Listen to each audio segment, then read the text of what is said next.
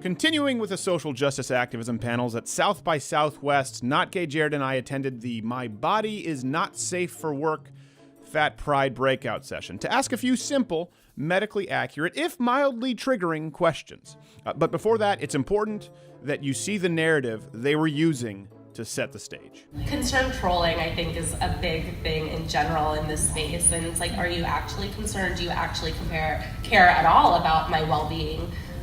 Because if you did, maybe you wouldn't be harassing me because it's not great for my mental health.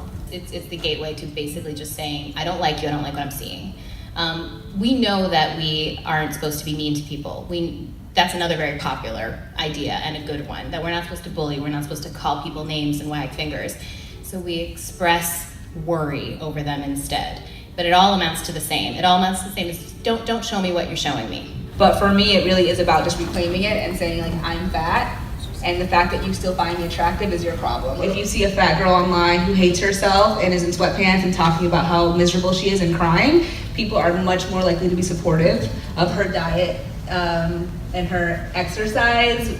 But when you're confident and you're saying, I love myself and here I am in a bikini and I'm okay as I am, immediately people have, really strong feelings about that. Pause. So wait, you mean to say that when you're vulnerable and upset, people are kind and consoling and willing to offer supportive advice, but when you're arrogant and bombastic, people are put off? They've got some nerve on them. I'm also, voluptuous. Sure, I have really big boobs, I guess, but I am fat, and that's okay. You touched on something which I think is important earlier about healthcare, affordable access to healthcare being, I think you said a human right. So in that sense, with the fact that people who are overweight, like myself, or obese, are 3 to 7 times more likely to develop diabetes or cost $256 billion more per year, isn't that a concern of the taxpayer? And don't they have a right to have an opinion? And just like smoking, encourage healthier body styles if the taxpayer is involved in this decision? Well, I mean, this is obviously an incredibly nuanced conversation. I think it starts a lot younger and a lot earlier than by the time anyone has developed some of those issues or gained the weight. I think you can't talk about that without also talking about the food industry and corn subsidies and access to health care for prenatal care and early childhood intervention and education. You can't just talk about fat people have diabetes and have more likelihood to end up with diseases that cost the taxpayer without talking about the entire approach to body's health, our access to food, water. Flint, Michigan still doesn't have clean water, hasn't for 3 years. Oh, so Flint, Michigan's tap water made you fat. Well, that explains it. If we see a statistical risk pool, do we also agree that insurance companies should have the right to discriminate in that sense based I do on not. cost? I mean, none of us would agree that it's okay to discriminate against fat bodies up here, but If you are, excluding people or penalizing people based on size, you're not just discriminating based on size, you're also discriminating based on, a number of things, including racial and ethnic backgrounds, for example. Wait, pause. Did she just insinuate that black people are fat?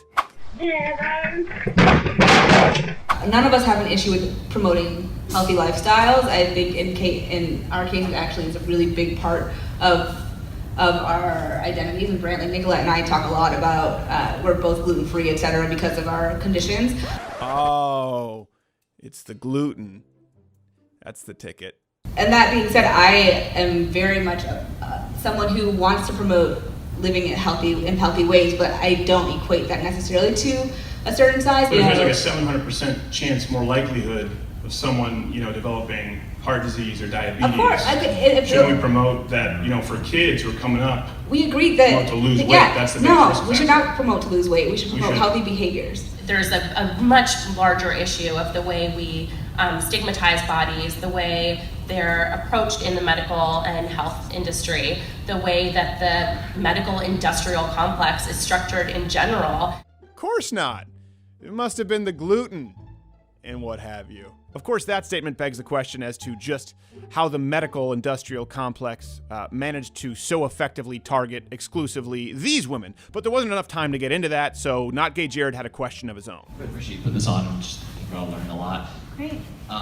Question for you. You talked about some studies, and I'm sure there's probably a lot of studies out there, but there's been several studies that show that when polling men, for instance, this one held in New South Wales in Sydney, the study involved almost 60,000 volunteers rating almost 1,000 variations of the female figure, and what the discovery was that more attractive ones are almost always tall and thinner rather than large and curvy. Question for you is it possible that within fighting the idea of body shaming, there's actually a possibility of shaming natural male biology that prefers thinner, leaner, healthier women? What about I think it's what it's about that not- survey says it's natural male biology Yeah. and not societal? I think a lot of that is influence? socialized. I think a lot of our preferences are socialized. Were they and asking that's- babies? Like, That's asking babies? something that's really apparent when you go to other cultures and ask their preferences. Like our attraction is so much Yeah. socialized. Of course it is. Well, they found that this is actually true across generationally. The idea that people or men just biologically come out of the womb attracted to thin, tall women is like ridiculous. Well, it's possible and that also, I'm really offended by the two male Also- comments. I mean, it's not surprising to me that the two white males asked those two questions. Can we have this woman's question, please? Yeah. Is it possible that there's No, we're not taking your research question. that healthy You're allowed to be mother- attracted to whoever you're attracted to. There's nothing wrong with that. If Yeah. a person is not attracted to me because my body is larger, I don't care. There's a million of other people who are. In fact, I wish fewer men What would you say would. to men I'm not hearing who you feel shame. shamed in No, terms of finding no, certain body nobody's attractive? shaming you No for one's shaming liking you. thin women. That's not the problem. We don't That's- care. But I think it's okay It's to possible that it's wrong to not find certain body types No. attractive. No, I'm not sure where that's coming There's from. magazines that they Yes. monitor. Sir, the answer to your question is no, there's no Also, shaming YouTube got rid regarding of this. taping. Yes, please. They came in here with the attention to like troll us, which is hilarious and not surprising. With the maximum triggering occurring, we had to get the hell out of there. But as cis white males, we wanted to ensure that we weren't wrong with our information. So we decided to sit down with a local doctor, Dr. Mike Simpson, to get his professional opinion. Also, side note, we did have one other cameraman with us at that panel, but he got eaten.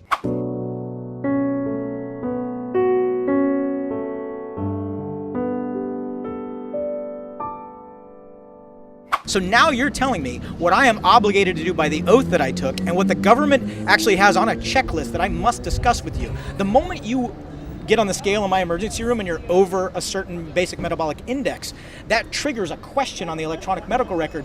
Did you discuss weight control with this patient? Just like Wow. if you say I'm a smoker, did you discuss smoking cessation? So Okay. now you're telling me that I am trolling you because I'm My doing what I'm doctor's my required to do. Leganapolis. Yeah. Oh, and by the way, because of the Affordable Care Act and many other governmental restrictions, if I don't ask you that question, I don't get to bill for full price for that chart. Now, I don't care. I'm not Wow. in this for the money. I am in it because I care about people's health. But don't accuse me of trolling when I'm telling you you are going to die. This guy really needs to check his MD privilege. Again, why does this matter? Because just like the anti-free speech panel we covered earlier this week, this entire fat pride movement is centered around controlling what people are allowed and are not allowed to say. When you categorize everything as hate speech, including medically correct assessments designed to keep you alive, you eliminate the ability for any conversation to take place. As you see here, even with issues that are literally life and death. But shh, don't tell anyone.